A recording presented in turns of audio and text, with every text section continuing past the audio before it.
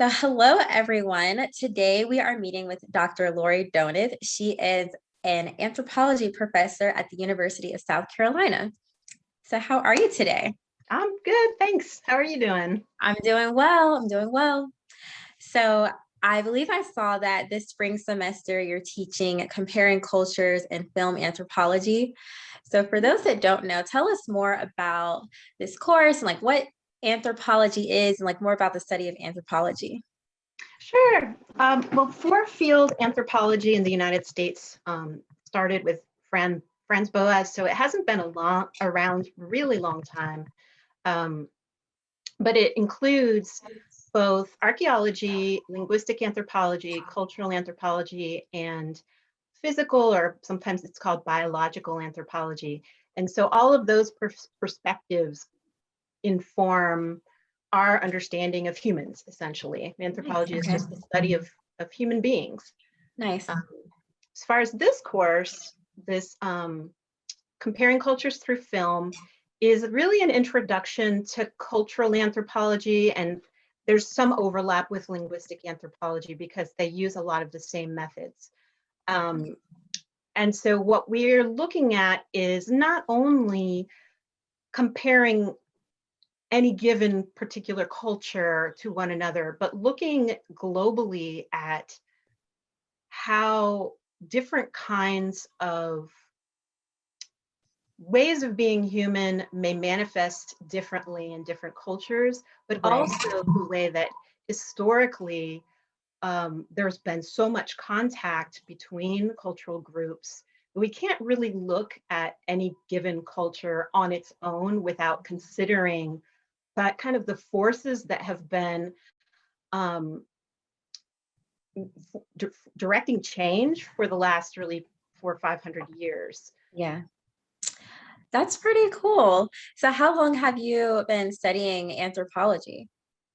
Well, my specialization in my doctoral program was in linguistic anthropology and sociolinguistics. So I Okay. came in with an interest in language and what people do with language to create their social worlds, essentially, and became more and more interested in the human side, and had anthropology as a field inform what my study and what I Right. teach more broadly.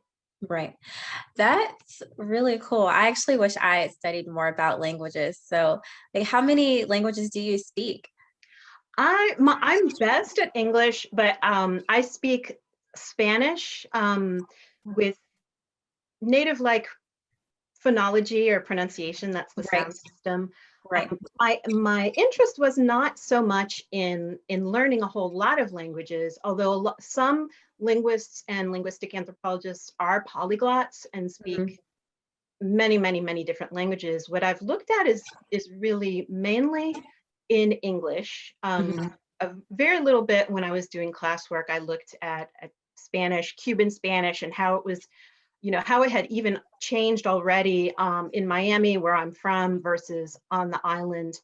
But mainly I've looked Yeah. at what people are doing in English, and sometimes with different varieties of English, Yeah. their everyday conversation, and sometimes informal educational contexts too. Oh, nice. That's nice.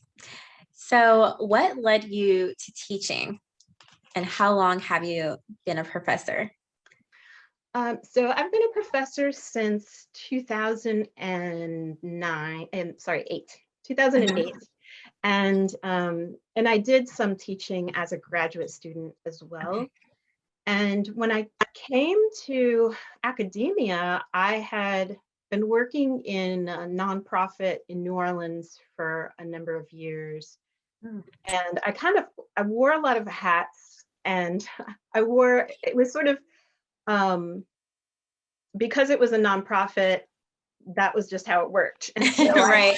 I sort of had a social work sort of hat where I worked with youth who were at risk in the Vietnamese community for getting into mischief. Mhm. And I taught English as a second language to older people, and I also worked as sort of a paralegal because I wasn't trained and didn't have any kind of certification, but I assisted the immigration lawyer and wrote narratives for people seeking asylum and such. So I felt like I wanted to just focus on something. And I was Yeah. also really just interested in kind of the dynamics that I saw both in the Vietnamese community and then in the office and everywhere else. And what I grew up with too, growing up in a Latinx community. So I just thought I would check out language, and that led to teaching. And I feel really passionate now about sharing things, things that sometimes you see things, you read something and you're like, oh, I got to post this on social media. And I sort of feel that way about teaching, that I see all these things and I think, wow, everybody should know about this. I really need to share this with students and also hear what they think about it. And this semester has probably been the most rewarding semester I've ever had. That's great. Yeah. And gives me the most hope because of the conversations that we've had in class about sometimes really tough things. Yeah. Oh, that's excellent. And, we definitely need more passionate teachers out there. So I also noticed that I think you said you were from Miami, now you're in South Carolina, you've been in New Orleans, and I'm sure with the study of many cultures, you've probably traveled quite a bit. Like, where has your studies taken you, throughout your career? Sure. I'll preface this with the fact that I haven't traveled as much as I would like, and I haven't traveled as much as one might think. Okay. What I end up doing is wherever I am, I just notice how much is going on culturally, and there are so many, there's so much contact among what we think of as cultural groups in terms of people coming from abroad or coming from other countries. True. Yeah. Because I've been involved with immigration and refugee communities, that's one aspect, but also, of course, there's so much difference wherever you go in terms of regional culture and subculture. And like, I kind of, ever since I left Miami, I was sort of learning about the South. I mean, I'm still learning, but so I've been learning about, what is the South? What makes up the South? And then how are different areas of the South different? Like, of course, New Orleans and where we are here in Midland, South Carolina. But I had the opportunity to go to, and also I'll say I grew up in, like when my parents moved to the house we lived in Miami, it was dirt roads and well water, and it was like transitioning from rural to hyper development, which every part is developed up to the Everglades now. And so it was an interesting kind of, growing up in a transitional place, and so I didn't end up going. When I went to school, I was one of the last people, like my brothers didn't get it. I was one of the last people to get federal assistance when they had interest-free loans from the federal government. And, a package where I got part loan, 1/3 grant, and then 1/3 was like, we were paying it. And then later I was able to pay off that loan, the loans that I had through AmeriCorps when I went to New Orleans. Oh, wow. So I didn't get I wanted to do study abroad when I was an undergraduate, and I never, we couldn't do that. But when I was in grad school, I ended up having the opportunity to go to Thailand to teach kids for a month. Nice. And while I was there, I wanted to go to Vietnam because I had been, so many of the people I had worked with and taught were from Vietnam and had shared so much. And we even had hoped to have a project where we would take some of the kids, a film project that didn't happen. So I went to Vietnam for a week while I was there, Mhm. and was able to spend a good, 4+ weeks in Thailand, in rural Thailand, in a village that was matriarchal essentially, Yeah. and it was kind of like this family compound of sisters, um, who all supported the family in different ways, and were leaders in their community. And it was amazing, and it was also culture shock because I wasn't really prepared for what their assumptions and expectations Right. and such were, but I was really warmly welcomed, which is my experience with cultures everywhere, in terms of my growing up in South Florida and being part of quinceañeras, and Mhm. every birthday party having multiple generations dancing together to Cuban music. And when I went to school, actually, so I was learning about Southern culture and learning about Black culture for the first time, Mhm. and was, included. And I think a lot of people, I think it's the norm that cultural groups are so welcoming and um and just warm. And I think people are often, like, part of xenophobia is it's fear. So people are Yeah. not able to pass this artificial boundary that they've created to see Right. that we're all human and we do things differently. Right. Yeah. I mean, yeah, I'm sure we kind of set up our own invisible boundaries, which kind of makes us afraid to like kind of step out and kind of interact with other cultures. And you also made a good point of there's so many cultures right here in our country. America being a melting pot. And I know that even though, Florida and Louisiana and South Carolina, it's all the South, but they are still also very different. So I Mhm. know it's like a lot to learn from each area. Mhm. Yeah. I Yeah. was thinking, I'm sorry, and I know that that was a Oh, really no. long answer. Oh, no, But no. we were talking at the end of another course that I taught this semester, language conflict and language rights, and we were Mhm. talking about Galagichi, Oh, language and yeah. culture, Yeah. and kind of encroachment by development, um, and changing tax bases. And so I was thinking about how, there's so much. Obviously, there's been a lot celebrated in terms of recognizing Gullah Geechee language and Right. culture for the last few decades. And I think I was thinking about all the parallels there are with, like, right where I live, because we're thinking about land that people have had for generations and generations, and Mhm. sometimes there may not be deeds because it's just been passed down, and people haven't been bothered on the coast, Right. um, until this encroaching development, people buying up land Mhm. and driving up taxes. And I thought about how really that can happen anywhere, because there's also language and culture right where I live. I mean, thinking about my friend in Lower Richland, and all the families that have had land out there for Mhm. ages and ages, and it's been passed down, and all of the, religious traditions and language that isn't recognized as a cultural, um, it's really a gift.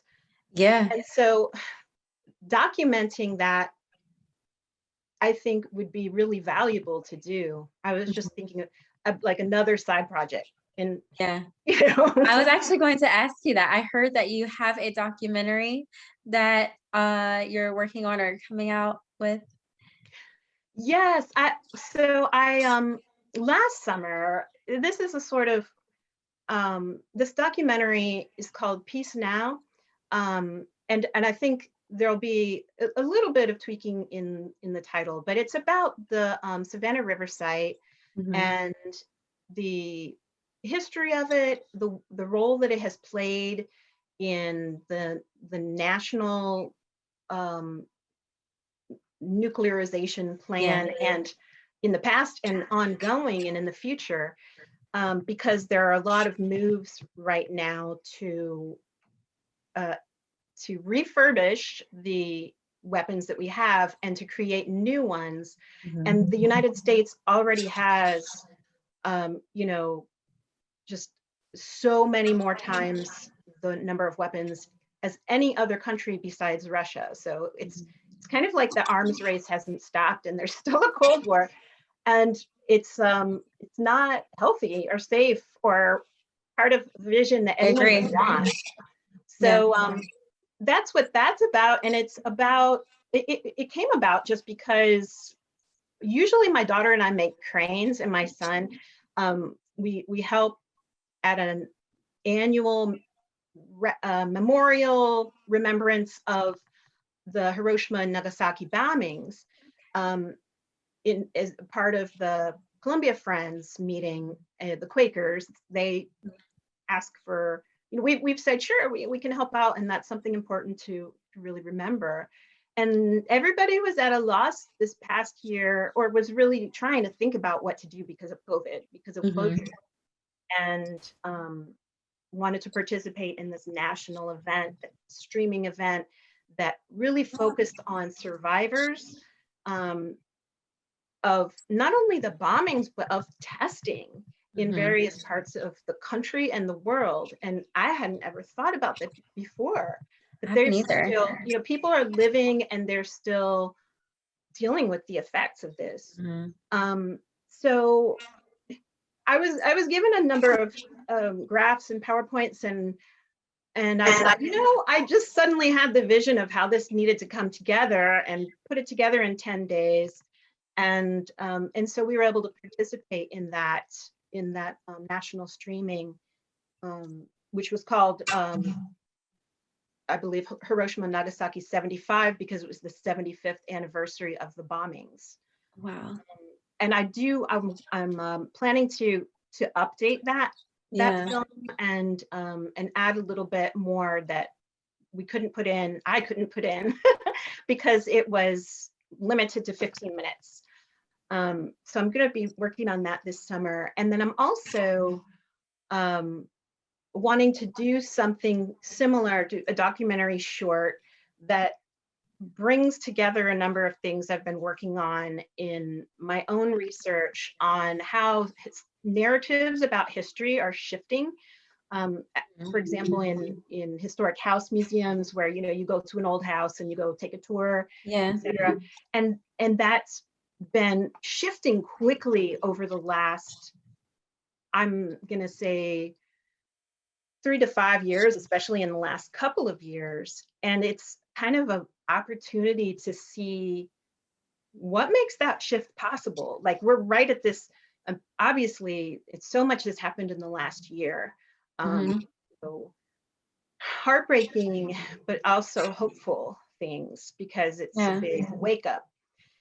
And so I've been looking at this for a few years, and I want to try and bring it all together in a sort of documentary film to point out what are some of the things that have been shifting, and what's been able to make it happen. Yeah. So I'm going to be working on that. Sorry if this is a dumb question, but when you say it's shifting, like, what exactly do you mean? With your example of like the house museum. Yeah. So no dumb questions, of course, ever. But so when I first started thinking about this, it was because I was on a tour with my children, and my daughter and I ended up there was something said at one part of the tour that was like an offhand kind of remark, um, about enslaved people, and it was in response to a question, and it kind of sucked out my breath. And my daughter and I ended up talking about it in the bathroom. And, and I'm reframing things for my daughter. And it was very uncomfortable, because I mean, there were only white folks on the tour. And I just felt like, what would that be like for somebody, a person of color? Right. And when I shared it with a colleague, she, like, audibly, it sucked her breath up. She gasped. Yeah. And she related an incident that she had experienced on a plantation tour some other time. Mhm. And so at that time, I kind of wanted to look for all of those things and say, look at all of these problems. Yeah, okay, I know what you mean. Yeah. Yeah. And like the perspective and the perspectives that were included and the perspectives that are assumed to be in place when people are on the tour. And there was more to it in terms of linguistically the positioning of the person. So it was, the tour guide used she used a pronoun in relating this, and it essentially put the people on the tour in the place of the owners of the house. So it was Mm. essentially saying, it was like, what you would do is you would call a slave, and so Mm. I felt very uncomfortable to be Yeah. in that position, and Yeah. I just wondered, am I the only person who's Right. seeing that placement? So the way that we talk about things, that's is how we create our social realities. Right. That's Right. how we create the norms that we work with. Right. And so I started there, and Mhm. then I began to collect data. And as I was collecting data, things were shifting pretty quickly in terms of um, that tours were written, the way that, Mhm. like, there's a script that people are Yeah. given, and then they can, they don't have to read the script, but Right. that's the starting point, and it's kind of condoned by the organization, or that's the approved framework. Right. So a number of things such as that, as well Mhm. as a number of renovations in terms of what kinds of artifacts were displayed and what ways they were displayed, Yeah. um, were were shifting at a surprising pace to me. Wow. And Mhm. so that's what I'm looking at. And so what Okay. ended up happening is a number of places would, and even the national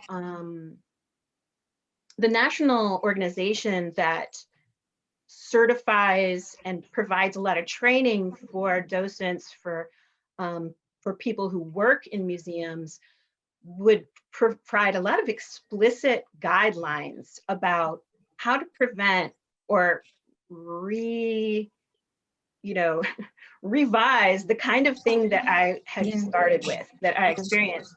And so people were seeing that it was a problem, and we're starting to take steps, and there've been a lot of shifts, and there's been a lot of moves toward inclusion at the institutional level in terms Yeah. of how history is narrated and who's included and what perspectives are included, and so that it's not just the perspective of the illustrious former owners of the house who had all of this Mhm. wealth, et cetera, et cetera.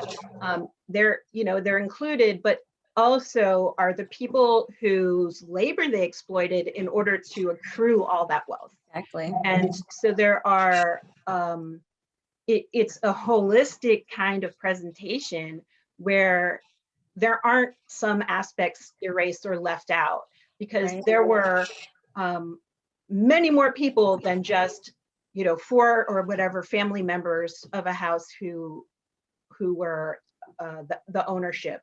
There were constantly people of color, enslaved African people who were in that house, moving around in the space. Mhm.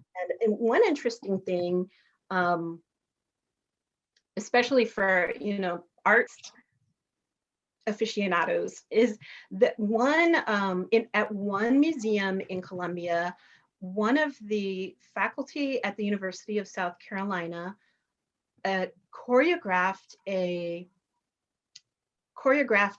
interpretive a dance that took place, or that was presented as a performance in a historic house. That was 200 years old. I believe it was the Hampton Preston mansion in Columbia. Yeah. And all of the furniture, everything was removed from the house, so that the house itself was a space for this reinterpretation and bringing in of voices that had been previously left out. And I believe, I have not yet been able to talk with this professor, but I believe I've talked to people who attended, Right. and they said it was almost left them speechless to witness. And it was just a kind of a private event where some people were invited to come, and just amazing. And the faculty, a couple, they've taken it to other places across the country, to other Nice. museums. So I hope to be able to say more, share more about that in the future too. Yeah, that's pretty exciting. It seems like you're definitely influencing a big change with these I don't know that I'm museums. influencing anything. I don't think that I'm influencing anything. I think I'm just kind of trying to look at, see what's happening, like how does it happen, and to know what kind of catalysts could we maybe even deliberately put into place later. Right. But I mean, I do think that our time, the time is now.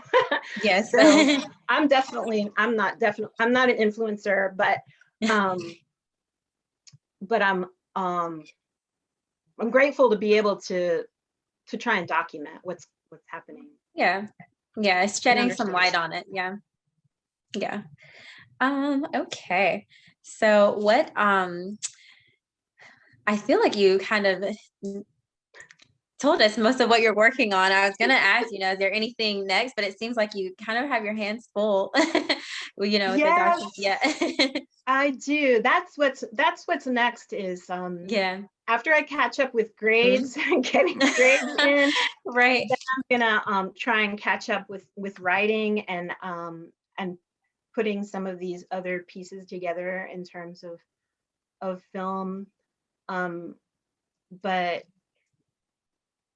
it's not, I don't know if it's related, but I just would say I was going to share with whoever I can think of to share it with. I saw this really awesome Earth Day event where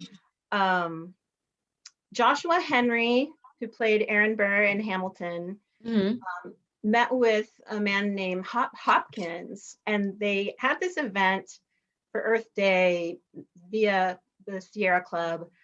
And Joshua Henry played some new songs, and there was a live chat. And I went to the piece of writing that Hopkins had done that basically brought together, environmental justice, racial justice, and showed that it's all part of one big picture. And I thought, and I should try and share it with you in this chat. So yes, that would be great. Yes. It's awesome. It makes so much sense. And everybody should take a look if I can find it. I think, yeah, this is it. It really brings all the parts together about how the way that we've been doing things hurts everyone. And people who don't realize that, they're kind of enabling their own peril. That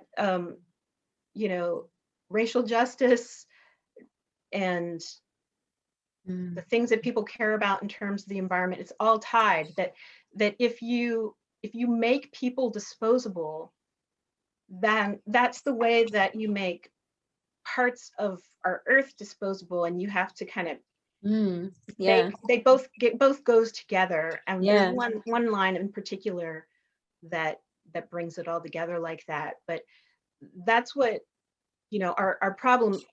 We're not going to be able to do anything about our earth warming too much for anyone to live on it if we don't deal with white supremacy. Yeah. That it's all one package. And everybody should read that. And he puts it, Hopkins really puts it well. I'm definitely going to check it out. I already opened the link. So yeah, thank you for sharing that. Sure. So where can we find out? Do you have a website? So, when you have your documentaries, like how can we find this? I don't really have a good active website, and that's something I'm going to be working on this summer. I had one, and it's not really updated well enough, but yeah. I have a YouTube channel. That's where the East Now okay. film is for right now. Okay. And Eli has that. I don't know if I could get to it in a very timely manner. But there's that for now. And I mean, that's perfect. So yeah, we'll definitely check out your YouTube. Thanks. Yes, yes. Well, thank you so much for chatting with us today. I learned so much. I actually want to study more about anthropology myself.